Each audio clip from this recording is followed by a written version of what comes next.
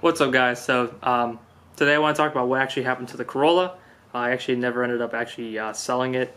I actually traded it for another car. It's probably been, I don't know, Will, what was that, 4 months ago now? Something like that. I think it was 4 months ago I actually got rid of the Corolla. I can't remember exactly, probably like 3 months. But the car's basically sat since because I didn't really know what to do with it. Basically what happened is I traded the Corolla because I wasn't able to sell it. It seems like nobody wanted it when I was selling it.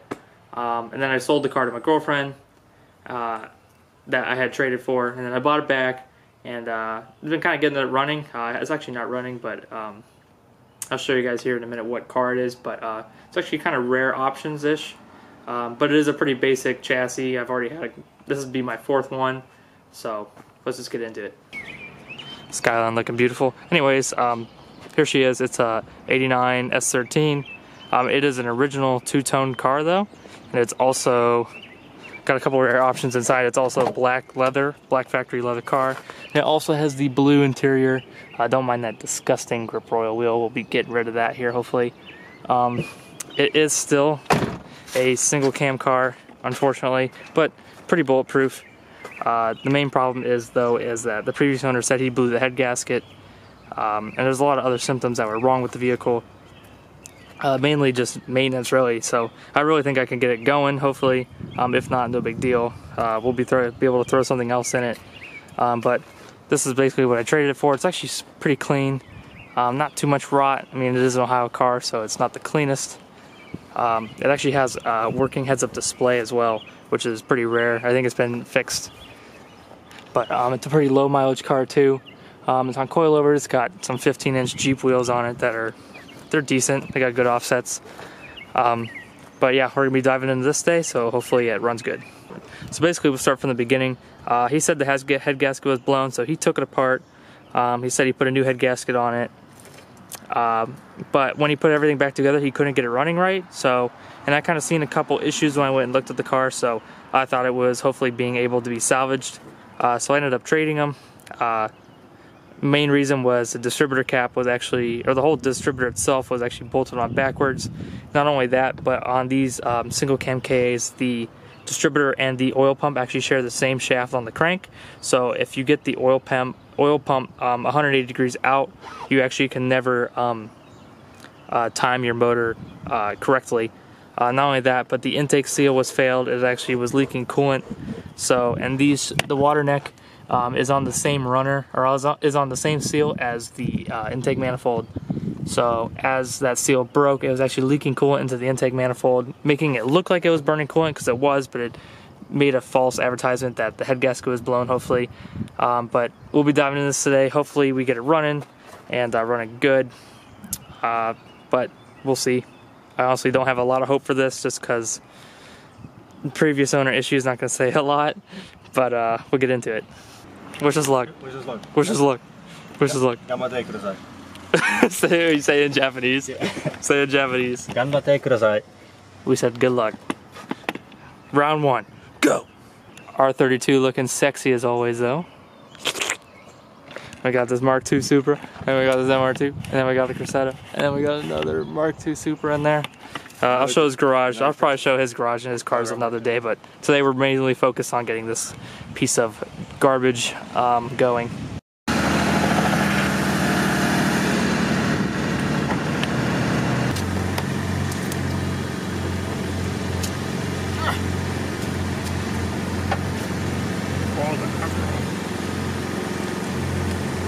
Yeah, when you told to take the key out, some of the lights stay on, like in the dash. So I don't know if that's something like a relay or wiring. Give it a rev. This thing needs a little bit of a tune-up, but and an exhaust. A good old 5M. Tell me if it explodes. All right. Oh, we got juice because the seatbelt went forward. You don't have any power steering hooked up.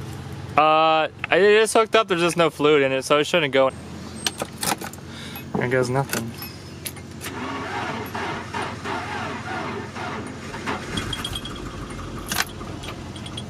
Oh!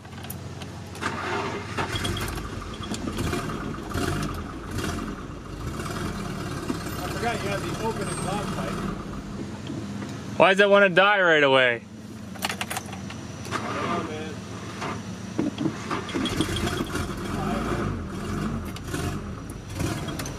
Yeah, fuel spraying somewhere. Really? I'll have to empty that out completely. Fuel leak. So is there fuel in the combustion chamber now, like flooded almost? Not enough to worry. Okay. Hey, there's some more of my dad's parts. Alright, so it looks like the fuel rail's not tight enough or something, but it's leaking fuel basically without just one injector? Yeah. Yeah. It looks like just one injector. It could be a seal or just shitty installation by myself. Most likely the second option, honestly. Alright, so we're back. We noticed the idle air control valve wasn't even plugged in, so I plugged that in real quick. I actually forgot to plug that in originally. We're gonna leave this cylinder unplugged just so it's not spraying fuel everywhere for a second. We just want to see if the car can hold idle, basically. And then from there we can go back and fix the fuel leak. And then it should be able to sit there and run and see if the head gasket's blown, and we'll continue from there.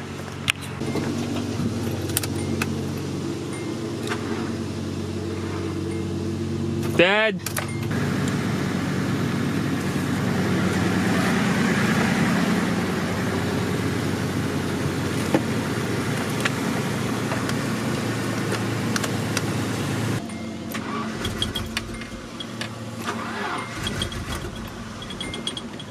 It's still spraying fuel. Turn it off first.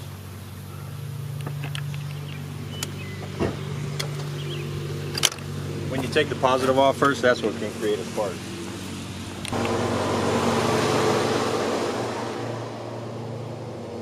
Little fucker right there. Focus. Anyway, so we found a ripped O-ring, which is probably causing the fuel to leak. Why Will's putting his O-ring on, this is his Levin. We're probably going to be doing a video about that, hopefully shortly, right? Yeah. Hopefully.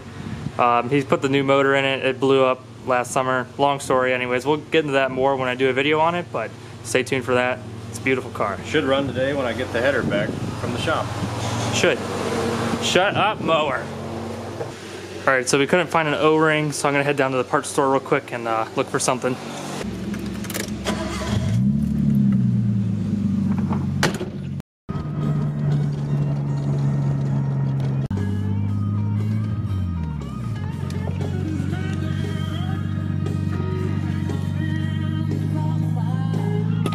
Alright, so I just got back from Advanced Auto. They had this like random box of injectors and O-rings and stuff. It says on the back somewhere on there that it has, says for Bosch injectors, blah blah, and it also says for Nissan injectors with hose. So I'm not really sure what that means, but I'm hoping I could kind of see through the box that some of them matched up what I'm looking for. So hopefully that fits. All right.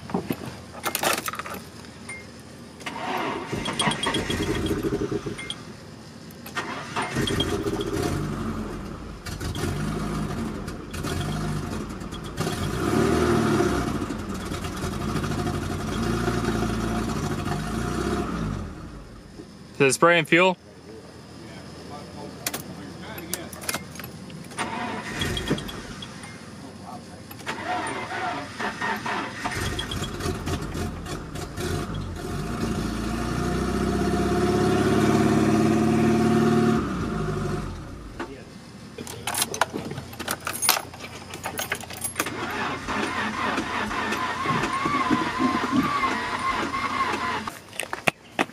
Alright guys, so as you can tell, we were trying to start it here. We realized that the more vacuum that we plugged in, the less it wanted to run. And then we pulled the dipstick out here and we got a nice little, I don't know if this will focus on camera. Kind of like a milkshake. It does look like a little milkshake. Oh, it's dripping on me. Can't get the focus. Oh. Alright, so I had to set it down here. So as you can see, that is not the color of oil. That's coolant, oil, all the other shit, old gas mixed together. And this is brand new oil. This oil has 0 miles on it. I actually just changed it. So we're probably thinking that the head's cracked, the head gasket's still screwed up. Overall, just not worth fixing anymore. So I'm not really sure what I'm going to do with this car yet. I'm either going to sell it, throw another single cam in it, or possibly trade it for another car, which I may get into that later. But for now, we're just going to let it sit. That'll give me time to look for another motor. If I find one cheap enough, then I'll probably throw a single cam in it as like a kind of side series on this channel. But from then on, we'll go from there. A few guys may remember, but these wheels I actually had on my channel for a minute. I traded them for some Z wheels, but I actually sold him the Will. He threw them on his rusty ass Cressetta, which is going to be a drift missile. We're going to have more on that car hopefully soon. But I think they look pretty good actually. They're 16 by 8s, I think. But what is this chassis? X7, right? MX-73, yeah. MX-73 Cressetta. Pretty clean. Not really though. That was a joke. That fender, that fitment though. What do you think about your rusty Cressetta? Love it. Love it. We actually have a car like this. It's pretty damn stripped. He recently actually completely gutted the interior, which is my favorite. Everything's like literally zip tied in, but it works. He swapped at the 5-speed. It's got an MR2 steering wheel, some very plush carpets, and that's a truck from like here back. So mechanically sound. Front end's all rebuilt. Chassis is all pretty much brand new, but she's a champ. It's a missile. Gets a weight reduction every day. Alright, so now that we know it's blown up, I got a single cam car for sale. If you're interested, you can message me on Instagram. I'm just kidding. I'm not really sure what I'm going to do with it yet.